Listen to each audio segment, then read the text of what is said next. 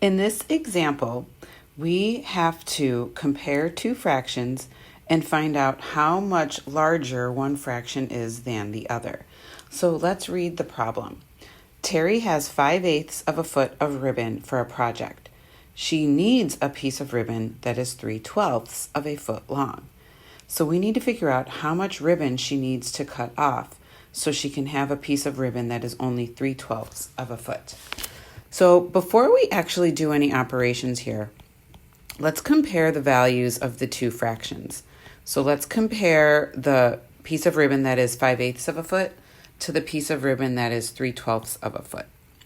Well, when I look at the piece of ribbon that is 3/12 of a foot long, I recognize that 3/12 can simplify to the fraction 1/4. So she actually only needs a piece of ribbon that is 1/4 of a foot long. It's the same as 3/12 of a foot long, but thinking of it as 1/4 will make it a little bit easier to compare. So really now I need to compare 5/8 and 1/4. Well, if I want a common denominator, I can multiply 1/4 by 2/2. So now I'm really comparing the fraction 5/8 to the fraction 2/8. And we know that 5/8 will be larger than 2/8. So what that means is that 5/8 is the larger fraction. So she has a piece of ribbon that's too long, basically. She only needs 1/4 of a foot, but she has 5/8 of a foot. So in order to figure out how much she needs to cut off, we can either visualize this on a number line or we can subtract. Let's first look at it on a number line. Let's say that this purple number line represents her original piece of ribbon that is 5/8 of a foot long. Let's mark off 1/8, 2/8, 3/8, 4/8, and 5/8. So this purple piece of ribbon represents what she currently has. She needs a piece, though, that is only 1/4 of a foot long. But when we rewrote 1/4 with a common denominator, we recognized that 1/4 was the same as 2/8.